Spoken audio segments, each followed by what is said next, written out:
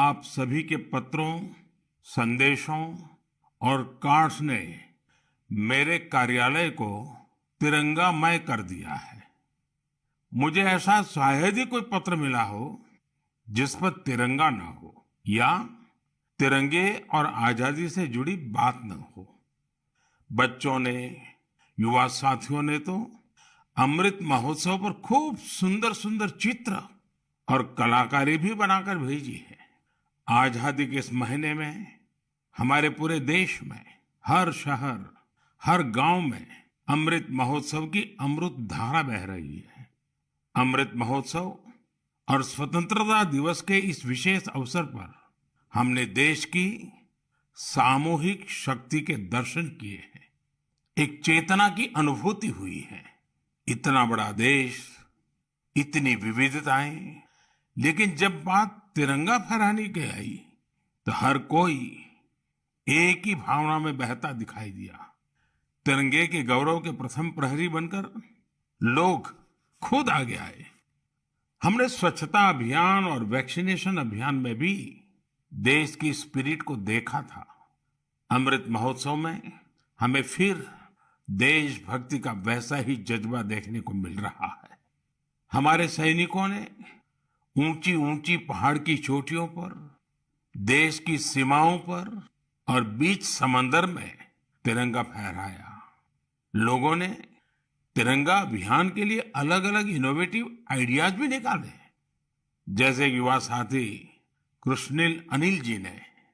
अनिल जी एक puzzle artist हैं और उन्होंने रिकॉर्ड समय में खूबसूरत तिरंगा मोज़ेक आर्ट तैयार की है। कर्नाटका के कोलार में लोगों ने 630 फीट लंबा और 205 फीट चौड़ा तिरंगा पकड़कर अनूठा दृश्य प्रस्तुत किया। असम में सरकारी कर्मियों ने दिधाली पुखरी वार मेमोरियल में तिरंगा फहराने के लिए अपने हाथों से 20 फीट का तिरंगा बनाया। इसी तरह इंदौर में लोगों ने ह्यूमन चेन के जरिए भारत का नक्शा बनाया। चंडीगढ़ में युवाओं ने विशाल ह्यूमन तिरंगा बनाया। ये दोनों ही प्रयास ग्रीनिच रिकॉर्ड में भी दर्ज किए गए हैं। इस सब के बीच हिमाचल प्रदेश की गंगोट पंचायत से एक बड़ा प्रेरणादायी उदाहरण भी देखने को मिला। यहाँ पंचायत में स्वतंत्रता दिवस के कार्यक्रम में प्रवासी मजदूरों के बच्चों को मुख्य अतिथि के रूप में शामिल किया गया। साथियों, अमृत महोत्सव के ये रंग केवल भारत में ही नहीं बल्कि दुनिया के दूसरे देशों में भी देखने को मिले। बोत्सवाना में वहां के रहने वाले स्थानीय सिंगर्स ने भारत की आजादी के 75 साल मनाने के लिए देशभक्ति के 75 गीत गाए। इसमें और भी खास बात यह है कि 75 गीत हिंदी, पंजाबी, गुजराती, बांग्ला, असमिया, तमिल, तेलुगु, कन्नड़ा और संस्कृत जैसी भाषाओं में गाए गए। इसी तरह नामीबिया ने भारत नामीबिया के सांस्कृतिक पारंपरिक संबंधों पर विशेष स्टैम्प जारी किया है। साथियों, मैं और एक खुशी की बात बताना चाहता हूँ। अभी कुछ दिन पहले मुझे भारत सरकार के सूचना और प्रसारण मंत्रालय के कार्यक्रम में जाने का अवसर मिला। वहां उन्होंने स्वराज दूरदर्शन की सीरियल का स्क्रीनिंग रखा था। मुझे उसके प्रीमियर में जाने का मौका मिला। ये आजादी के आंदोलन में हिस्सा लेने वाले अनसुने नायक नायिकाओं के प्रयासों से देश की युवा पीढ़ी को परिचित कराने की एक बेहतरीन पहल है। दूरदर्शन पर हर रविवार रात 9 बजे इसका प्रसारण होता है और मुझे बताया गया कि 75 सप्ताह तक चलने वाला है। मेरा आग्रह है कि आप समय निकालकर इसे खुद भी देखें और अपने घर के बच्चों को भी जरूर दिखाएं। और स्कूल कॉलेज के लोग तो इसको रिकॉर्डिंग करके जब सोमवार को स्कूल कॉलेज खुलते हैं तो विशेष कार्यक्रम की रचना भी कर सकते हैं, ताकि आजादी के जंग के इन महानायकों के प्रति हमारे देश में एक नई जागरूकता पैदा होगी। आजादी का अमृत महोत्सव अगले साल यानी अगस्त 2023 तक चलेगा। देश के लिए, स्वतंत्रता सेनानियों के लिए जो लेखन, आयोजन आदि हम कर रहे थे, हमें उन्हें और आगे बढ़ाना है। मेरे प्यारे देशवासियों, हमारे पूर्वजों का ज्ञान, हमारे पूर्वजों की दीर्घ दृष्टि और हमारे पूर्वजों का एकात्म चिंतन आज भी कितना महत्वपूर्ण है। जब उसकी गहराई में जाते हैं तो हम आश्चर्य से भर जाते हैं। हजारों साल पुराना हमारा ऋग्वेद में कहा गया है, ओमान मापो मानुषी अमृक्तम धाततोकाय तनयाय संयो यूयम हिष्ठा भीषजो मातृ तमा विश्वस्य स्थातु जगतो जनित्री ही। अर्थात, हे जल, आप मानवता के परम मित्र हैं, आप जीवनदायिनी हैं, आपसे ही अन्न उत्पन्न होता है और आपसे ही हमारी संतानों का हित होता है। आप हमें सुरक्षा प्रदान करने वाले हैं और सभी बुराइयों से दूर रखते हैं। आप सबसे उत्तम औषधि हैं और आप ही इस ब्रह्मांड के पालनहार हैं।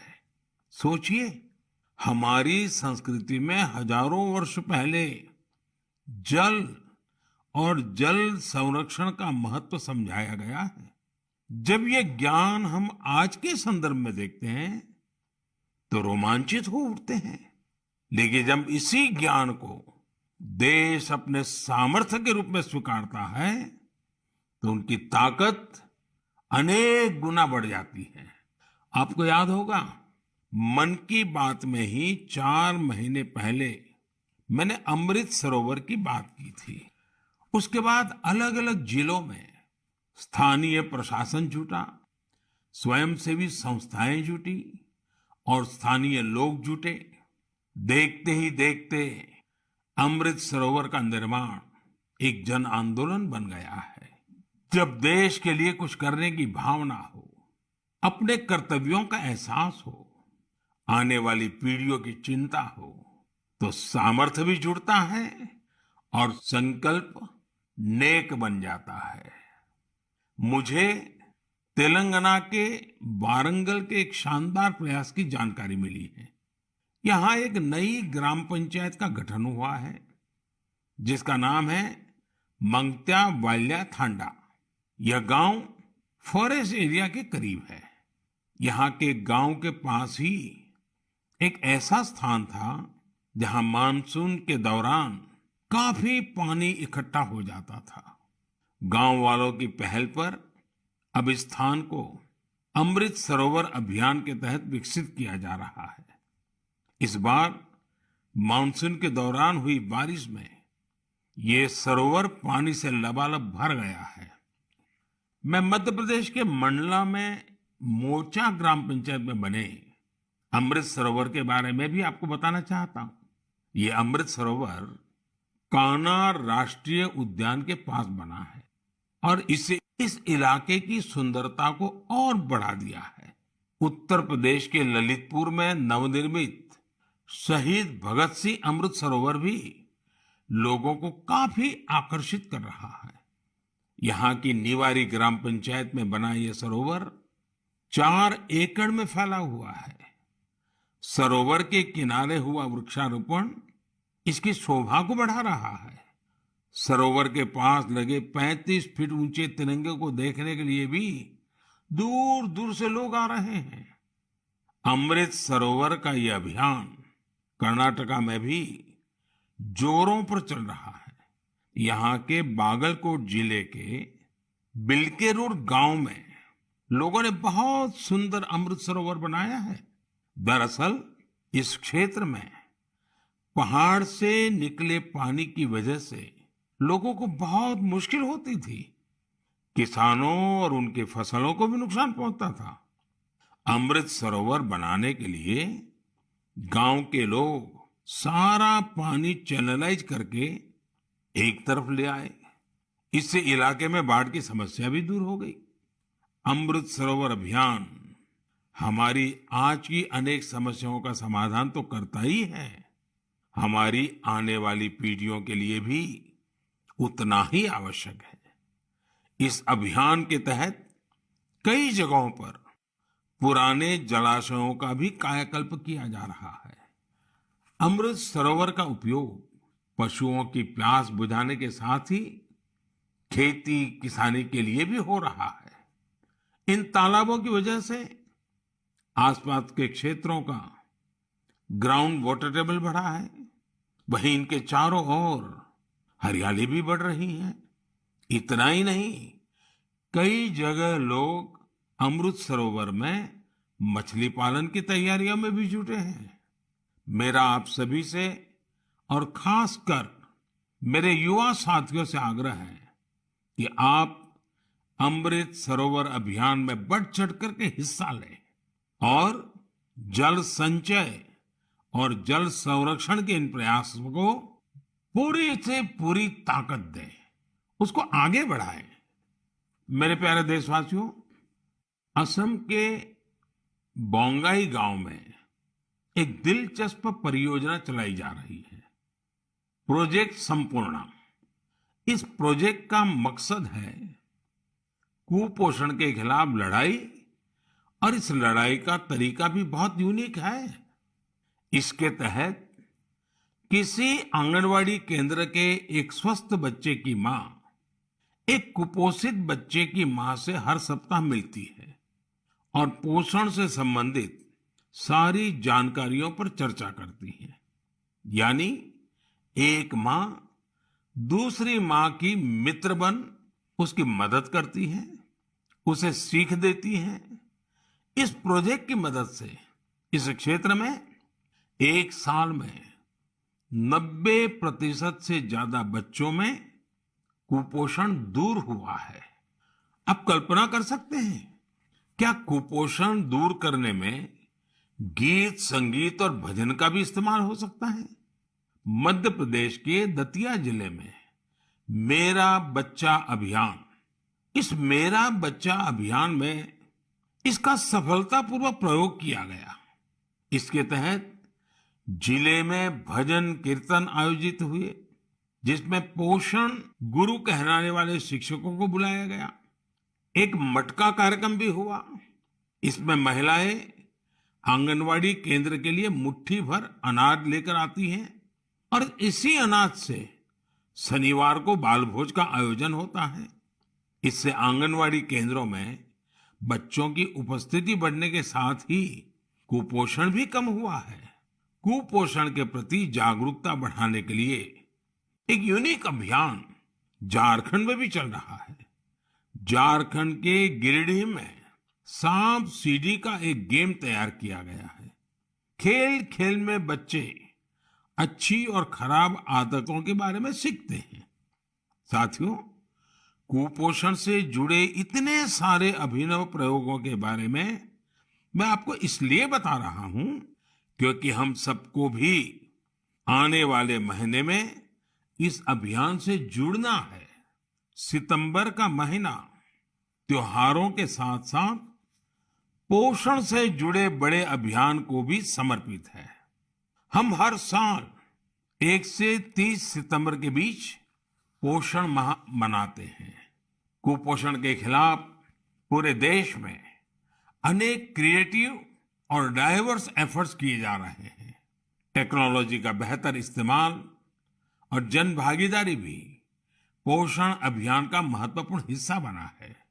देश में लाखों आंगनवाड़ी कार्यकर्ताओं को मोबाइल डिवाइस देने से लेकर आंगनवाड़ी सेवाओं की पहुंच को मॉनिटर करने के लिए पोषण ट्रैकर भी लॉन्च किया गया है।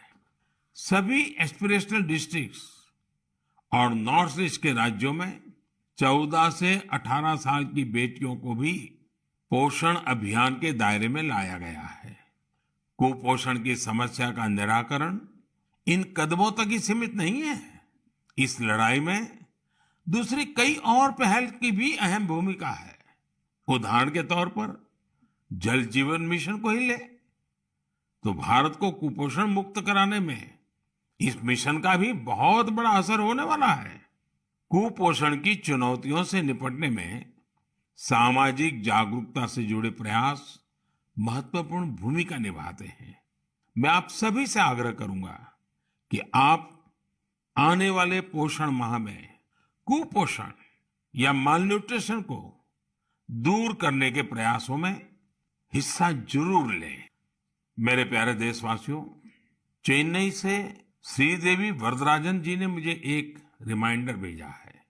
उन्होंने माय गॉव पर अपनी बात कुछ इस प्रकार से लिखी है। नए साल के आने में अब 5 महीने से भी कम समय बचा है और हम सब जानते हैं कि आने वाला नया साल इंटरनेशनल ईयर ऑफ मिलेट्स के तौर पर मनाया जाएगा। उन्होंने मुझे देश का एक मिलेट मैप भी भेजा है। साथ ही पूछा है कि क्या आप मन की बात में आने वाले एपिसोड में इस पर चर्चा कर सकते हैं। मुझे अपने देशवासियों में इस तरह के जज्बे को देखकर बहुत ही आनंद की अनुभूति होती है। आपको याद होगा कि यूनाइटेड नेशंस ने एक प्रस्ताव पारित कर वर्ष 2023 को इंटरनेशनल ईयर ऑफ मिलेट्स घोषित किया है। आपको ये जानकर भी बहुत खुशी होगी कि भारत के इस प्रस्ताव को 70 से ज्यादा देशों का समर्थन मिला था। आज दुनिया भर में इसी मोटे अनाज का, मिलेट्स का क्रेज बढ़ता जा रहा है। साथियों, जब मैं मोटे अनाज की बात करता हूं तो मेरे एक प्रयास को भी मैं आज आपको शेयर करना चाहता हूं। पिछले कुछ समय से भारत में कोई भी जब विदेशी मेहमान आते हैं, राष्ट्राध्यक्ष भारत आते हैं, तो मेरी कोशिश रहती है कि भोजन में भारत के मिलेट्स यानी हमारे मोटे अनाज से बनी हुई डिशेस बनवाऊं। और अनुभव यह आया है कि इन महानुभावों को यह डिशेज बहुत पसंद आती है और हमारे मोटे अनाज के संबंध में, मिलेट्स के संबंध में काफी कुछ जानकारियां एकत्र करने का वो प्रयास भी करते हैं। मिलेट्स, मोटे अनाज प्राचीन काल से ही हमारे एग्रीकल्चर, कल्चर और सिविलाइजेशन का हिस्सा रहे हैं। हमारे वेदों में मिलेट्स का उल्लेख मिलता है और इसी तरह पुराणनुरु और तोल्काप्पियम में भी इसके बारे में बताया गया है। आप देश के किसी भी हिस्से में जाएं, आपको वहां लोगों के खान पान में अलग अलग तरह के मिलेट्स जरूर देखने को मिलेंगे। हमारी संस्कृति की तरह मिलेट्स में भी बहुत विविधताएं पाई जाती हैं। ज्वार, बाजरा, रागी, सावा, कंगनी, चीना, कोदो, कुटकी, कुट्टू, ये सब मिलेट्स ही तो है। भारत विश्व में मिलेट्स का सबसे बड़ा उत्पादक देश है। इसलिए इस पहल को सफल बनाने की बड़ी जिम्मेदारी भी हम भारतवासियों के कंधे पर ही है। हम सबको मिलकर इसे जन आंदोलन बनाना है और देश के लोगों में मिलेट्स के प्रति जागरूकता भी बढ़ानी है। और साथियों, आप तो भली बात ही जानते हैं, मिलेट्स किसानों के लिए भी फायदेमंद है और वो भी खास करके छोटे किसानों को। दरअसल बहुत ही कम समय में फसल तैयार हो जाती है और इसमें ज्यादा पानी की आवश्यकता भी नहीं होती है। हमारे छोटे किसानों के लिए तो मिलेट्स विशेष रूप से लाभकारी है। मिलेट्स के भूसे को बेहतरीन चारा भी माना जाता है। आजकल युवा पीढ़ी हेल्दी लिविंग और ईटिंग को लेकर बहुत फोकस है। इस हिसाब से भी देखें तो मिलेट्स में भरपूर प्रोटीन, फाइबर और मिनरल्स मौजूद होते हैं। कई लोग तो इसे सुपर फूड भी बोलते हैं। मिलेट से एक नहीं अनेक लाभ है। ओबेसिटी को कम करने के साथ ही डायबिटीज, हाइपरटेंशन और हार्ट रिलेटेड डिसीज के खतरे को भी कम करते हैं। इसके साथ ही ये पेट और लीवर की बीमारियों से बचाव में भी मददगार है। थोड़ी देर पहले ही हमने कुपोषण के बारे में बात की है। कुपोषण से लड़ने में भी मिलेट्स काफी लाभदायक हैं, क्योंकि ये प्रोटीन के साथ साथ एनर्जी से भी भरे होते हैं। देश में आज मिलेट्स को बढ़ावा देने के लिए काफी कुछ किया जा रहा है। इससे जुड़ी रिसर्च और इनोवेशन पर फोकस करने के साथ ही एफपीओस को प्रोत्साहित किया जा रहा है ताकि उत्पादन बढ़ाया जा सके। मेरा अपने किसान भाई बहनों से यही आग्रह है कि मिलेट्स यानी मोटे अनाज को अधिक से अधिक अपनाएं और इसका फायदा उठाएं। मुझे देखकर काफी अच्छा लगता है कि आज कई ऐसे स्टार्टअप्स उभर रहे हैं जो मिलेट्स पर काम कर रहे हैं। इनमें से कुछ मिलेट कुकीज बना रहे हैं तो कुछ मिलेट पैनकेक्स और डोसा भी बना रहे हैं। वहीं कुछ ऐसे हैं जो मिलेट एनर्जी बार्स और मिलेट ब्रेकफास्ट तैयार कर रहे हैं। मैं इस क्षेत्र में काम करने वाले सभी लोगों को बहुत बहुत शुभकामनाएं देता हूं। त्योहारों के इस मौसम में हम लोग अधिकतर पकवानों में भी मिलेट्स का उपयोग करते हैं। आप अपने घरों में बने ऐसे पकवानों की तस्वीरें सोशल मीडिया पर जरूर शेयर करें ताकि लोगों के बीच मिलेट्स को लेकर जागरूकता बढ़ाने में मदद मिले। मेरे प्यारे देशवासियों, अभी कुछ दिन पहले मैंने अरुणाचल प्रदेश के सियांग जिले में जोरसिंग गांव की एक खबर देखी। ये खबर एक ऐसे बदलाव के बारे में थी जिसका इंतजार इस गांव के लोगों को कई वर्षों से था। दरअसल जोरसिंग गांव में इसी महीने स्वतंत्रता दिवस के दिन से 4G इंटरनेट की सेवाएं शुरू हो गई हैं। जैसे पहले कभी गांव में बिजली पहुंचने पर लोग खुश होते थे, अब नए भारत में वैसी ही खुशी 4G पहुंचने पर होती है।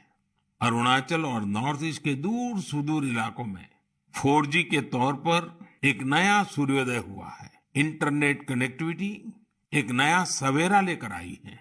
जो सुविधाएं कभी सिर्फ बड़े शहरों में होती थी, वो डिजिटल इंडिया ने गांव-गांव में पहुंचा दी है।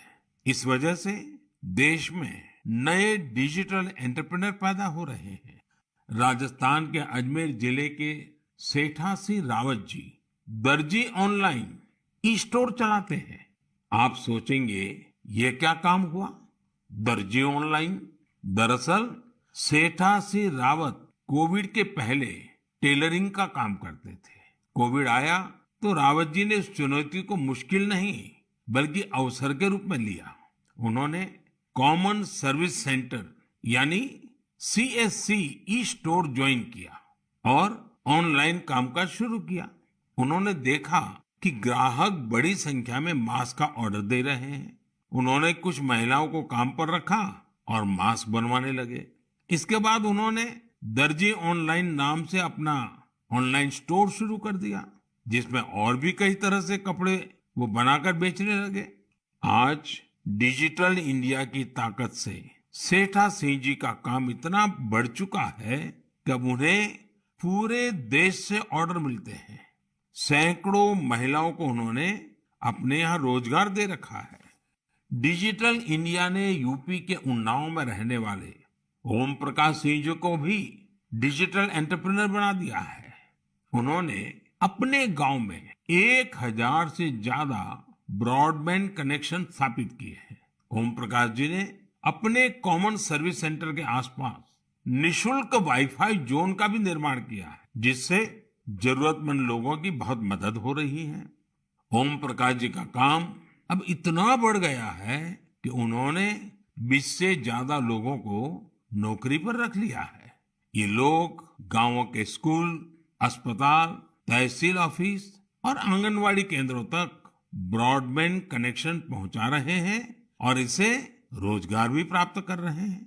कॉमन सर्विस सेंटर की तरह ही गवर्नमेंट ई मार्केट प्लेस यानी जेम पोर्टल पर भी ऐसी कितनी सक्सेस स्टोरी देखने को मिल रही है। साथियों, मुझे गांवों से ऐसे कितने ही संदेश मिलते हैं जो इंटरनेट की वजह से आए बदलावों को मुझसे साझा करते हैं। इंटरनेट ने हमारे युवा साथियों की पढ़ाई और सीखने के तरीकों को ही बदल दिया है। जैसे कि यूपी की गुड़िया सिंह जब उन्नाव के अमोइया गांव में अपनी ससुराल आई तो उन्हें अपनी पढ़ाई की चिंता हुई। लेकिन भारत नेट ने उनकी इस चिंता का समाधान कर दिया। गुड़िया ने इंटरनेट के जरिए अपनी पढ़ाई को आगे बढ़ाया और अपना ग्रेजुएशन भी पूरा किया। गांव-गांव में ऐसे कितने ही जीवन डिजिटल इंडिया अभियान से नई शक्ति पा रहे हैं। आप मुझे गांवों के डिजिटल एंटरप्रेन्योर के बारे में ज्यादा से ज्यादा लिख करके भेजें और उनकी सक्सेस स्टोरीज को सोशल मीडिया पर भी जरूर साझा करें। मेरे प्यारे देशवासियों, कुछ समय पहले मुझे हिमाचल प्रदेश से मन की बात के एक श्रोता रमेश जी का पत्र मिला। रमेश जी ने अपने पत्र में पहाड़ों की कई खूबियों का जिक्र किया है। उन्होंने लिखा कि पहाड़ों पर बस्तियां भले ही दूर दूर बसती हो, लेकिन लोगों के दिल एक दूसरे के बहुत नजदीक होते हैं। वाकई पहाड़ों पर रहने वाले लोगों के जीवन से हम बहुत कुछ सीख सकते हैं।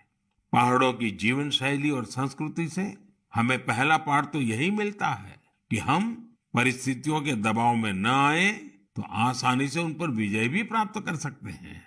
और दूसरा, हम कैसे स्थानीय संसाधनों से आत्मनिर्भर बन सकते हैं। जिस पहली सीख का जिक्र मैंने किया, उसका एक सुंदर चित्र इन दिनों स्पीति क्षेत्र में देखने को मिल रहा है। स्पीति एक जनजातीय क्षेत्र है। यहाँ इन दिनों मटर तोड़ने का काम चलता है। पहाड़ी खेतों पर ये एक मेहनत भरा और मुश्किल काम होता है, लेकिन यहाँ गांव की महिलाएं इकट्ठा होकर एक साथ मिलकर एक दूसरे के खेतों से मटर तोड़ती हैं। इस काम के साथ साथ महिलाएं स्थानीय गीत छपरा माझी छपरा ये भी गाती हैं। यानी यहाँ आपसी सहयोग भी लोक परंपरा का एक हिस्सा है। स्पीति में स्थानीय संसाधनों के सदुपयोग का भी बेहतरीन उदाहरण मिलता है। स्पीति में किसान जो गाय पालते हैं, उनके गोबर को सुखाकर बोरियों में भर लेते हैं। जब सर्दियां आती हैं तो इन बोरियों को गाय के रहने की जगह में, जिसे यहाँ खुड कहते हैं, उसमें बिछा दिया जाता है। बर्फबारी के बीच ये बोरियां गायों को ठंड से सुरक्षा देती हैं। सर्दियां जाने के बाद यही गोबर खेतों में खाद के रूप में इस्तेमाल किया जाता है। यानी पशुओं के वेस्ट से ही उनकी सुरक्षा भी और खेतों के लिए खाद भी। खेती की लागत भी कम और खेत में उपज भी ज्यादा। इसलिए तो एक क्षेत्र इन दिनों प्राकृतिक खेती के लिए भी एक प्रेरणा बन रहा है। साथियों, इसी तरह के कई सराहनीय प्रयास हमारे एक और पहाड़ी राज्य उत्तराखंड में भी देखने को मिल रहे हैं। उत्तराखंड में कई प्रकार के औषधि और वनस्पतियां पाई जाती है, जो हमारे सेहत के लिए बहुत फायदेमंद होती है। उन्हीं में से एक फल है बेडू। इसे हिमालयन फिग के नाम से भी जाना जाता है। इस फल में खनिज और विटामिन भरपूर मात्रा में पाए जाते हैं। लोग फल के रूप में तो इसका सेवन करते ही हैं, साथ ही कई बीमारियों के इलाज में भी इसका उपयोग होता है। इस फल की इन्हीं खूबियों को देखते हुए अब बेडू के जूस, इससे बने जैम, चटनी, अचार और इन्हें सुखाकर तैयार किए गए ड्राई फ्रूट को बाजार में उतारा गया है। पिथौरागढ़ प्रशासन की पहल और स्थानीय लोगों के सहयोग से बेडू को बाजार तक अलग अलग रूपों में पहुंचाने में सफलता मिली है। बेडू को पहाड़ी अंजीर के नाम से ब्रांडिंग करके ऑनलाइन मार्केट में भी उतारा गया है। इससे किसानों को आय का नया स्रोत तो मिला ही है, साथ ही बेडू के औषधीय गुणों का फायदा दूर दूर तक पहुंचने लगा है। मेरे प्यारे देशवासियों, मन की बात में आज शुरुआत में हमने आजादी के अमृत महोत्सव के बारे में बात की है। स्वतंत्रता दिवस के एक महान पर्व के साथ साथ आने वाले दिनों में और भी कई पर्व आने वाले हैं। अभी कुछ दिन बाद ही भगवान गणेश की आराधना का पर्व गणेश चतुर्थी है। गणेश चतुर्थी यानी गणपति बप्पा के आशीर्वाद का पर्व। गणेश चतुर्थी के पहले ओणम का पर्व भी शुरू हो रहा है। विशेष रूप से केरला में ओणम शांति और समृद्धि की भावना के साथ मनाया जाएगा। 30 अगस्त को हरतालिका तीज भी है। ओडिशा में 1 सितंबर को नुआखाई का पर्व भी मनाया जाएगा। नुआखाई का मतलब ही होता है नया खाना, यानी ये भी दूसरे कई पर्वों की तरह ही हमारी कृषि परंपरा से जुड़ा त्योहार है। इसी बीच जैन समाज का संवत्सरी पर्व भी होगा। हमारे ये सभी पर्व हमारी सांस्कृतिक समृद्धि और जीवंतता के पर्याय हैं। मैं आप सभी को इन त्योहारों और विशेष अवसरों के लिए शुभकामनाएं देता हूं। इन पर्वों के साथ साथ कल 29 अगस्त को मेजर ध्यानचंद जी की जन्म जयंती पर राष्ट्रीय खेल दिवस भी मनाया जाएगा। हमारे युवा खिलाड़ी वैश्विक मंचों पर हमारे तिरंगे की शान बढ़ाते रहे, यही हमारी ध्यानचंद जी के प्रति श्रद्धांजलि होगी। देश के लिए हम सभी मिलकर ऐसे ही काम करते रहें, देश का मान बढ़ाते रहें। इसी कामना के साथ मैं अपनी बात समाप्त करता हूं। अगले माह एक बार फिर आपसे मन की बात होगी। बहुत बहुत धन्यवाद।